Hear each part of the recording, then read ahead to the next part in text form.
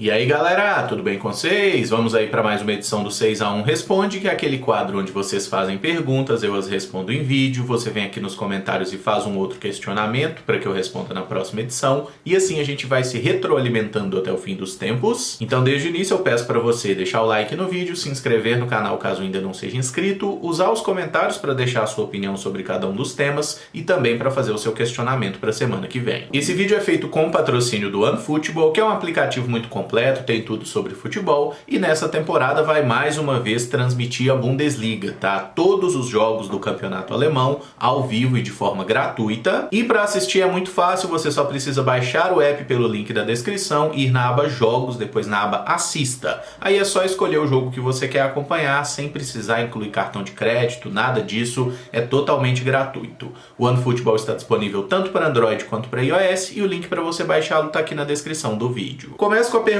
do Charles Teixeira. Pergunta aleatória: biscoito ou bolacha? Hahaha. Você acredita que William Oliveira e Neto Moura seriam capazes de formar uma boa dupla na Série A em caso de acesso? Charles, obrigado pela pergunta. Começando pelo questionamento mais relevante, né? Se é biscoito ou bolacha, pra mim é biscoito, tá? Mas assim, enquanto alguém que se formou em comunicação, cara, se tem uma coisa que eu aprendi, é que a única coisa que importa na comunicação é você conseguir transmitir a mensagem e a outra pessoa conseguir entender. Se você falar de biscoito ou de bolacha e a outra pessoa souber do que você está falando, tá tudo beleza, tá? Não importa se é norma culta, se numa região chama de um jeito, se é mexerica, se é bergamota, não sei o que. Não importa, irmão. O importante é você falar e o outro entender e vice-versa, tá? Então, pra mim, eu chamo de biscoito, mas se falar bolacha, eu vou entender também. Com relação a Neto Moura e William Oliveira, eu acredito que os dois sejam sim jogadores capazes de disputar a Série A pelo Cruzeiro, tá? Acho, inclusive, que a tendência é que os dois permaneçam no clube, né? A gente conseguindo o acesso, que ainda faltam muitos pontos para isso, mas está bem encaminhado, acredito que os dois vão ficar. O Neto Moura, o valor de compra dele parece ser acessível, ele pertence ao Mirassol, e o William Oliveira, que está com o contrato acabando no Ceará. Ele está emprestado pelo Ceará ao Cruzeiro, mas o contrato com o Ceará acaba no final do ano, então o Cruzeiro pode acertar diretamente com o atleta um novo vínculo para o próximo ano, não precisa pagar nada para o Vozão. Aí você me pergunta, eles vão ser titulares do Cruzeiro numa eventual Série A? Não sei, cara, mas acredito que são caras que vão compor elenco, tá? Pelo nível que eles têm jogado nessa Série B, eu acho que eles podem sim fazer parte do elenco do Cruzeiro na Série A, talvez até sendo titulares, mas não dá pra gente descartar também que cheguem novos volantes para a próxima temporada, seja para reposição desses jogadores, ou seja para qualificar um pouco mais o setor. O Adriano saiu, o Machado não é confiável, o Pablo Siles só deve ficar até o final do ano e volta para o Atlético Paranaense. Então eu imagino que, confirmando o acesso do Cruzeiro, alguns volantes chegarão. E aí, se chegar gente melhor que eles, pode ser que o William e Neto vão para o banco, pode ser que algum desses jogadores receba, por exemplo, uma proposta do exterior e não queira seguir no Cruzeiro para o ano que vem. É uma possibilidade, né? Se aparece um time aí pagando um salário muito mais alto do que a nossa realidade, pode ser que esses caras optem por ir por outro clube, mas o mais natural hoje é que o William e Neto fiquem e sejam sim úteis para o Cruzeiro numa Série A. Eu acho que são bons jogadores. O Neto Moura, por exemplo, é um cara novo ainda, tá com 25 anos, e eu acho que pode jogar uma Série A tranquilamente, como já jogou algumas edições lá pelo Sport. O Rahit19 pergunta: na sua opinião, qual foi o melhor jogador do Cruzeiro nas últimas 3 temporadas? E qual desses 3 você manteria no elenco atual? O Rahit, sei lá como é que fala seu nome, obrigado aí pela pergunta, vamos lá. Temporada 2019, qual foi o melhor jogador do Cruzeiro? É difícil escolher, né? Porque foi uma temporada horrorosa, a gente foi rebaixado. Mas enfim, eu vou pegar o Campeonato Brasileiro, que é o que importa, tá? Porque você olha e fala assim, não, mas o Fred meteu mais de 20 gols em 2019. Grande bosta, foi quase tudo no Campeonato Mineiro, no Brasileirão ele não fez porcaria nenhuma. Eu acho que o melhor jogador do Cruzeiro no Brasileiro 2019, um dos poucos que se salvou, foi o Ederson Volante, que atualmente está na Atalanta. 2020, pegando também Campeonato Brasileiro, o melhor jogador do Cruzeiro foi o Manuel, pra mim não há nenhuma dúvida com relação a isso, o Manuel jogou bola demais. E em 2021, Adriano, para mim foi o melhor jogador do Cruzeiro, o mais regular, o que conseguiu realmente jogar bem pelo Cruzeiro na temporada 2021. Desses 3, qual eu manteria no elenco se fosse possível? Se fosse possível, eu manteria os 3. Eu acho que são 3 bons jogadores. Mas considerando que o Ederson está no futebol europeu, valor altíssimo, completamente fora da realidade. O Adriano acabou de sair do clube, né? Também foi liberado pelo clube sob circunstâncias muito questionáveis. Eu acho que dos três o Manuel, tá? Seria um ótimo zagueiro ali para jogar na sobra ou pelo lado direito. Desses três aí, o Manuel eu acho que encaixaria muito bem no elenco do Cruzeiro e talvez até seria possível do ponto de vista financeiro com o Cruzeiro realmente voltando para a Série A, né? Mas como ele tá muito bem no Fluminense, super valorizado, inclusive metendo gol pra cacete, a possibilidade do Manuel voltar pro Cruzeiro, ela é muito remota. Teve até a conversa, né? O Pedro Lourenço falou no final do ano passado que o Manuel ia voltar, o Manuel e o William Bigode.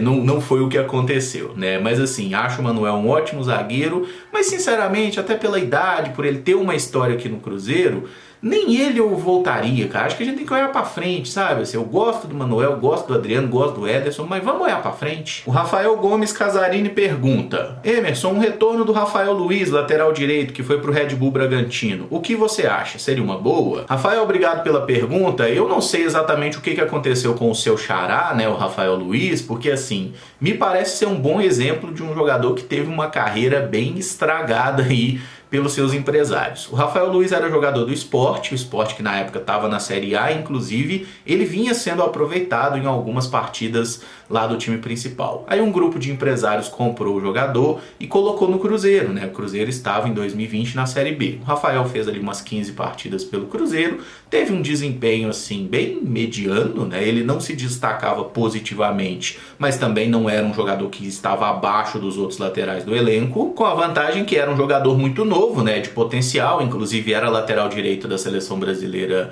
sub-20. Aí para a temporada 2021 foi até uma surpresa, né, quando falaram, não, Rafael Luiz não vai ficar no Cruzeiro, e aí ele foi pro Red Bull Bragantino. Mas no caso, o grupo de empresários que comprou o Rafael Luiz é ligado à Ferroviária, ao time paulista, tá? E esse grupo colocou o Rafael aqui no Cruzeiro por empréstimo, ele voltou para a Ferroviária, foi emprestado pro Bragantino, não se firmou por lá também, e nessa temporada 2022 ele tá jogando pela Ferroviária. Ele disputou 15 partidas pelo clube, envolvendo aí o Campeonato Paulista e a Série D do Campeonato Brasileiro, inclusive a Ferroviária já foi eliminada, e as últimas partidas que ele fez foi no Paulistão Sub-20. Você vê que o cara ainda é muito novo, né? Ele tem 20 anos de idade nesse momento. E assim, se fosse possível o Cruzeiro trazer o Rafael Luiz por um novo empréstimo com opção de compra, tipo o que ele veio lá em 2020, eu nem acharia nenhum absurdo, tá? Porque acho que é um jogador que tem sim algum potencial. Mas confesso que essa minha opinião de que o Rafael Luiz poderia ser uma alternativa interessante para o Cruzeiro tem muito a ver com o fato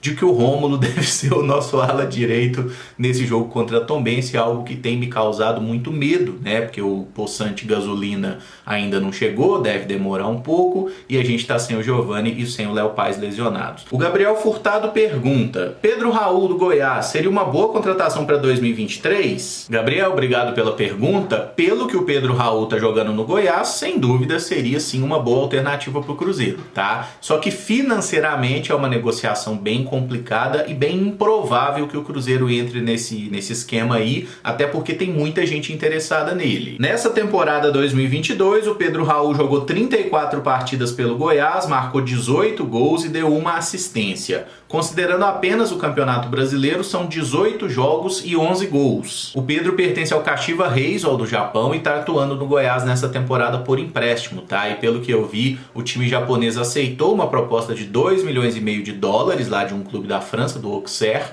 só que o jogador não quis ir. Então, nesse momento, o Pedro Raul deve terminar a temporada no Goiás, mas é um cara que tem muita gente interessada, né? Alguns clubes europeus, todos os times brasileiros estão de olho nele, porque é um centroavante que está jogando muito bem, é um cara de 25 anos que tem um potencial bom e que já tinha jogado bem com a camisa do Botafogo também. E vamos supor que essas seriam as condições do negócio, né? O Cruzeiro poderia contratá-lo aí por 2,5 milhões de dólares, o que pela cotação atual dá aproximadamente 13 milhões de reais. Me parece um investimento alto de um jogador que realmente está fazendo uma ótima temporada, mas será que aqui no Cruzeiro ele conseguiria se adaptar rapidamente e jogar bem? Porque no Japão, por exemplo, a passagem foi apagada, ele teve um empréstimo no México, onde também não conseguiu vingar. Aqui no futebol brasileiro está jogando muita bola. Se fosse possível trazer dentro da realidade financeira do Cruzeiro, eu acho que seria uma alternativa interessante sim, tá? Mas ao contrário da maioria, né, que está pegando muito no pé do Edu, Eu não desisti do Edu, cara. Eu ainda acho que o Edu vai nos ajudar nessa temporada. Logo ele vai voltar a fazer gol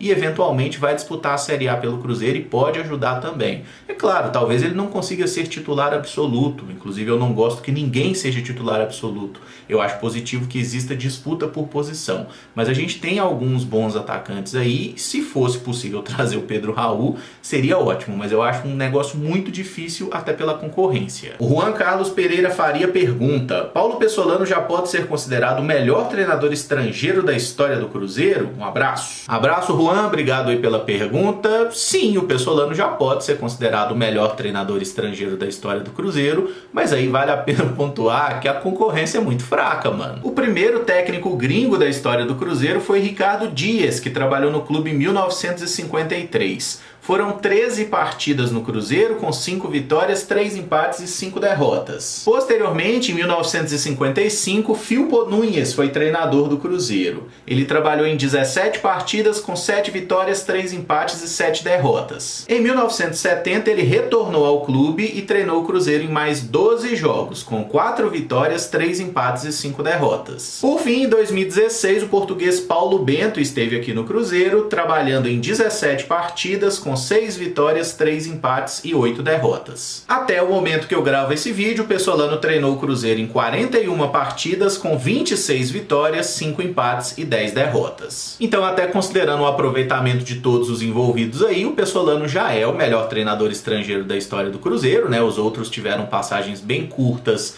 e que não foram marcantes, e acho que se ele conseguir confirmar esse acesso e nos der também o título da Série B, esse papel dele vai ficar ainda mais consolidado, e ele, assim como todos os jogadores desse elenco, vão ficar marcados aí na história do Cruzeiro, né? Porque no terceiro ano de Série B, a gente numa crise absurda, finalmente vai ser o elenco e vai ser o comandante que conseguiu nos recolocar na elite, tá? Mas vamos torcer para que tudo corra bem até o final do ano e que ele siga fazendo um bom trabalho aí na próxima temporada também. O Thiago Siqueira pergunta: como anda o desempenho do time feminino do Cruzeiro? Passa uma visão geral aí para nós. A diretoria tem planos também para as cabulosas? Thiago, obrigado pela pergunta. No momento que o Ronaldo fez a aquisição da SAF do Cruzeiro, né, o futebol feminino faz parte da Sociedade Anônima do Futebol, tá? Então a expectativa é que sim, numa próxima temporada exista mais investimento e que o time do Cruzeiro seja mais forte. Nesse meio de semana, o Cruzeiro garantiu a permanência na primeira divisão aí do Campeonato Brasileiro Feminino, mas com uma campanha muito fraca, tá? A gente vai ficar em 12º lugar, que é o primeiro time fora da zona de rebaixamento, e das 14 partidas disputadas até o momento, as cabulosas ganharam apenas 3. Para quem não tá ligado, no primeiro ano de futebol feminino do Cruzeiro, que foi 2019, a gente conseguiu o acesso, né? A gente começou na segunda divisão,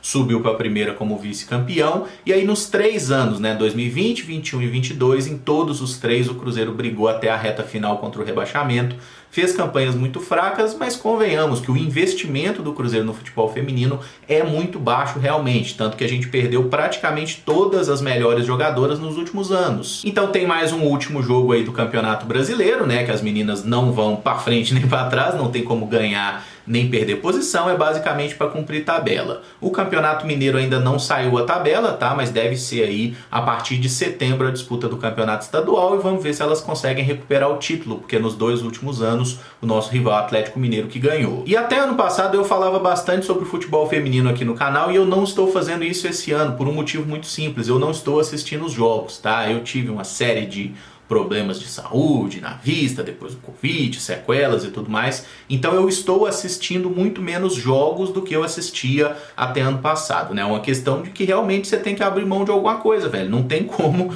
assistir tudo que você quer, né? Ainda mais com esse volume de informação e de jogo, de conteúdo que a gente tem hoje, tá? Então eu não estou falando sobre futebol feminino porque eu realmente assisti, acho que 2 jogos nesse ano. Eu não tenho nem embasamento para poder falar, mas o desempenho foi ruim, como já tinha sido nos 2 últimos campeonatos brasileiros. O Nathan Cardoso pergunta: fala sobre um dos menos lembrados que fez gol no 6-1, o Everton, por onde ele anda? Nathan, obrigado pela pergunta. Grande Everton Maranguape, né, que não apenas fez gol, né, o 6º gol lá em 2011, mas é campeão brasileiro pelo Cruzeiro em 2013, tá? O Everton jogou por aqui de 2010 até 2013, fez só 4 jogos no Campeonato Brasileiro, mas ele ainda tá na ativa. O Everton tá com 37 anos anos e desde que ele deixou o Cruzeiro no fim de 2013, ele defendeu as camisas de Criciúma, Joinville, Fortaleza, Figueirense, Novo Horizontino, Remo, Red Bull Brasil, Santa Cruz, Votuporanguense, Maranguape, Caucaia, Unirb, Tiradentes e atualmente em 2022 ele está jogando pelo Floresta do Ceará, que é um time que está na terceira divisão do Campeonato Brasileiro, brigando contra o rebaixamento. O Floresta que está ali na tampa da beirada, né, 16º lugar de um campeonato de 20 times que cai até o 17º, então eles precisam aí